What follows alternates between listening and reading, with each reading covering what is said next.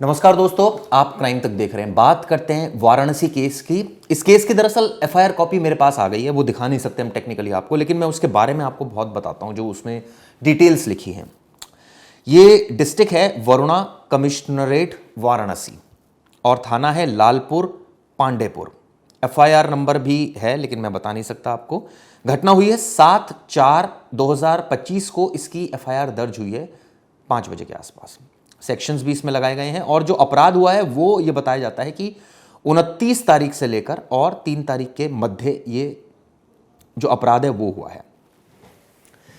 अब सवाल ये उठता है कि जो एफआईआर दर्ज कराई है दरअसल लड़की की मदर ने दर्ज कराई है और उन्होंने कहा है वो रहने वाले हैं ऑफिसर्स कॉलोनी है, कोई वहाँ के रहने वाले हैं। अब सवाल ये उठता है जो इसमें एफआईआर दर्ज करे 13 लोगों को 12 लोगों के नाम इसमें दर्ज है। उन आरोपियों के नाम बताता हूँ। राज विश्वकर्मा, समीर, आयुष, सोहेल, दानिश, अनमोल, साजिद, जाहिर, इमरान, जैब, अमन, राज खान, एक अज्ञात है। अब सवाल तो कई हैं इसमें, एक एक करके मैं आपको सवालों के जवाब देता हूं। पहले मैं आपको बताता हूं जो ये सूचना दी गई है कि अपराध 29 मार्च से लेकर 3 अप्रैल के बीच में हुई, यानी 6 दिन तक लड़की के साथ घिनौनी हरकत हुई। लड़की का कहना है कि उसके साथ जो हरकतें हुई वो होटल में हुई, कैफे में हुई, सड़क पर हुई। आपको बताता हूं सीक्वेंस। कई सवाल भी खड़े हुए। प्रधानमंत्री नरेंद्र मोदी ने इस बाबत जानकारी भी ली थी, हम सबको पता है। मैं वो जो एफआईआर है वो पढ़ के आपको बताता हूं। उसमें क्या लिखा है कि घर से निकलकर घूमने के लिए अपने दोस्त के घर गई थी, जहां से लौटते वक्त मेरी बेटी को रास्ते में राज विश्वकर्मा मिला। अब सवाल ये उठता है राज विश्वकर्मा कौन है, इसके बारे में तहकीकात होनी है। जो उसे लंका स्थित अपने कैफे ले गया जहां उसने रात भर मेरी बेटी के साथ गलत काम किया। लड़की क्यों लंका स्थित कैफे उसके साथ चली गई? चलिए, हो सकता है लड़कियां चली जाती हैं अपने दोस्तों के साथ, उसके साथ गलत काम हुआ तो वो कैफे में पूरी रात रुकी। परिवार ने क्या उसी वक्त इंफॉर्मेशन पुलिस को दी? यानी ये बात हो रही है 29 मार्च की, या उसके अगले दिन दी? इसकी जांच होनी चाहिए। अब सुनिए, अगले दिन 30 तारीख को ये सारा जो बयान दिया है ये लड़की ने अपनी मदर को दिया और मदर ने एफआईआर दर्ज कराई है। 30 तारीख को मेरी बेटी को समीर नाम का लड़का मिला जो कि अपने किसी दोस्त के साथ बाइक से था। अब सवाल ये उठता है कि वो कैफे से समीर तक कैसे पहुंच गई, और उसको जो समीर मिला वो ये बताते हैं किसी दोस्त के साथ बाइक पर था। वो दोनों मेरी बेटी को बाइक पर बिठाकर किसी हाईवे पर ले गए। उन दोनों ने मतलब इनकी बेटी को बिठाया और हाईवे पर ले गए। सवाल ये उठता है कैफे से लड़की बाहर कैसे आ गई, और बाइक पर जो समीर था वो उसको कहाँ किस जगह पर मिला, इसकी भी जांच होनी चाहिए। उसके बाद मेरी बेटी के साथ गलत हरकत की और मेरी बेटी को नदेसर के पास लाकर छोड़ दिया। नदेसर एक जगह है जहां पर लाकर छोड़ दिया। यह बात हो रही है 30 तारीख की।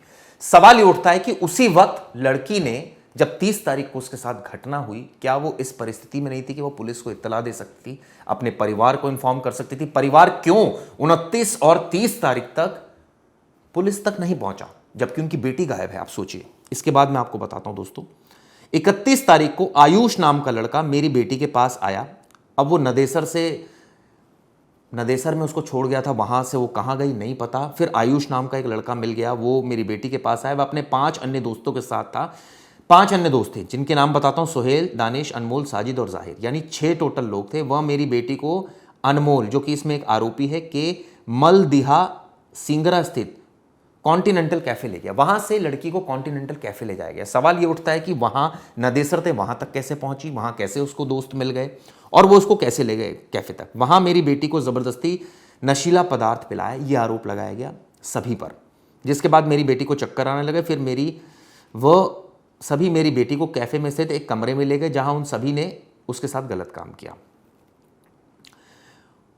उन लोगों ने मेरी बेटी को घटना के बारे में ना बताने की धमकी भी दी, ये भी लिखा है। अगले दिन, यानी अब बात हो रही है 1 तारीख की, 1 अप्रैल की, साजिद नाम का लड़का अपने एक अन्य दोस्त के साथ मेरी बेटी को मिला। अब ये कहां मिला, कैफे से साजिद तक कैसे पहुंची? वो तो कैफे में उसके साथ कमरे में गलत काम हुआ, वहां साजिद कहां मिल गया, इसकी भी जानकारी होनी चाहिए। हालांकि साजिद, ये ऊपर एक लड़का जो था जो पहले वाले दिन में मौजूद था, तो शायद उसी का जिक्र हो रहा है। साजिद नाम का लड़का अपने एक दोस्त के साथ मेरी बेटी को मिला और गर्ल्स हॉस्टल ले जाने के नाम पर किसी होटल में ले गए। यानी कैफे से एक होटल में लड़की पहुंच जाती है।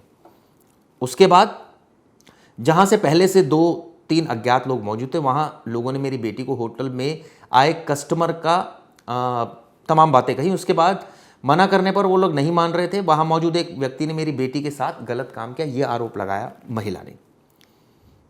वहाँ से निकलने के बाद रास्ते में मेरी बेटी को इमरान नाम का लड़का मिला, जिसने मेरी बेटी को ज़बरदस्ती बाइक पर बैठाकर किसी होटल में ले गया। यानी एक होटल पहले वहाँ ले गया, उसके बाद वहाँ से किसी और होटल में ले गया। वहाँ बेटी को नशा कराकर उसके साथ गलत बर्ताव किया, फिर छोड़ दिया होटल के बाहर। इसके बाद कहीं पर मेरी बेटी को साजिद अपने 2 दोस्तों के साथ मिला, जहां से वो मेरी बेटी को औरंगाबाद स्थित एक गोडाउन में ले गया। वहां पर एक लड़का पहले से मौजूद था जिसे साजिद जैब नाम से बुला रहा था। वहां पर जैब ने मेरी बेटी के साथ गलत काम किया। इस घटना के बाद साजिद अपने दोस्त अमन व अन्य व्यक्ति के साथ मेरी बेटी को उनमें से किसी एक रूम पर ले गया, जहां उसके साथ गलत काम हुआ। इसके बाद 2 तारीख की बात आ रही है। अगले दिन 2 तारीख को मेरी बेटी को मॉल के पास में ही राज खान नाम का लड़का अपने एक दोस्त के साथ मिला। वहां से मेरी बेटी को हुकुमगंज एक घर में ले गया, वहां पर गलत काम किया। फिर 80 नशे की हालत में 80 घाट पर ले जाकर छोड़ दिया। 3 तारीख को किसी तरह मेरी बेटी एक अपनी दोस्त के घर गई, वहां सारी घटना फिर घर तक पहुंची। यानी आप देखिए जो सीक्वेंस बताया गया है, कभी होटल में ले जाता है कोई लड़का, कभी कोई लड़का कैफे में ले जाता है, कभी कोई लड़का किसी मकान की छत पर ले जाता है, उसको बाहर भी छोड़ा जाता है, और फिर दूसरा लड़का उसको एक अलग जगह पर ले जाता है। इस तरह के तमाम आरोप लड़की ने लगाए हैं और अब इन तमाम आरोपों की जांच पुलिस ने शुरू कर दी है।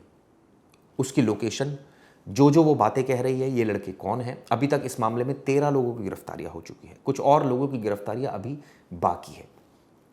हम ये नहीं करें कि लड़की के साथ ज्यादती नहीं हुई होगी, लेकिन सवाल ये उठता है कि क्या जो सीक्वेंस बताया जा रहा है, क्या उसी ऑर्डर में ये सारी चीज़ें हुई हैं, या फिर लड़की कुछ भूल गई है या कुछ बताने की स्थिति में नहीं है, या फिर इसके पीछे कोई और वजह है। कई सारी ऐसी चीज़ें हैं जो जांच होनी चाहिए, क्योंकि जो एफआईआर के कंटेंट कहते हैं वो कंटेंट एक बार को शक जरूर पैदा करते हैं कि क्या ये वाकई संभव है, क्या इतना कुछ संभव है। हालांकि हम ये नहीं कह रहे, मैं बार बार इस बात को रिपीट कर रहा हूं कि जाति नहीं हुई है, लड़की के साथ जाति हुई होगी, लेकिन क्या वाकई इतने लोग इसमें इन्वॉल्व है, 23 लोग, और इतने पॉइंट ऑफ टाइम पर लड़की के साथ ये सारी घटनाएं होती चली गई और लड़की के पास बिल्कुल भी मौका नहीं था कि वो किसी की चंगुल से छूट कर पुलिस स्टेशन पहुंच जाए, अपनी दोस्त के यहां पहुंच जाए, या परिवार इतने दिन तक वेट करता रहा। 29 तारीख को उनकी लड़की गायब है, 30 तारीख, 31 तारीख, 1, 2, 3। इस मामले में जो घटना की एफआईआर हो रही है वो 7 तारीख को हो रही है। क्यों? ऐसे कई सवाल हैं जिनका जवाब मिलना चाहिए। 4 तारीख को ये बताते हैं कि सारी घटना के बारे में घर में बताया, बहुत डरी सहमी थी।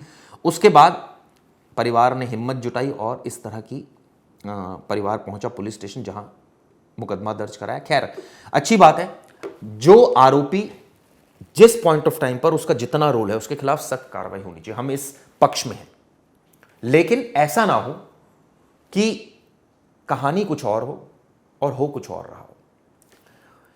अगर इस मामले में 23 लोगों ने बलात्कार की घटना को अंजाम दिया है तो 23 के 23 लोगों के विरुद्ध सख्त कार्रवाई होनी चाहिए। लेकिन अगर इसमें ऐसा नहीं है, कुछ लोगों ने दिया है और कुछ लोगों का नाम लिखवाया जा रहा है, तो ऐसा भी नहीं होना चाहिए।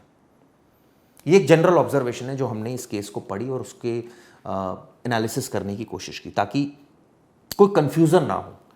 क्योंकि इतनी सारी जो पॉइंट ऑफ टाइम है, लोकेशन भी पुलिस को लड़की को देनी होगी, वहाँ की प्रेजेंस के लिए सीसीटीवी फुटेज की भी आवश्यकता होगी, वहाँ विटनेसेस के भी बयान होंगे जो ये तस्दीक करेंगे कि लड़की यहाँ आई थी या यहाँ मिली।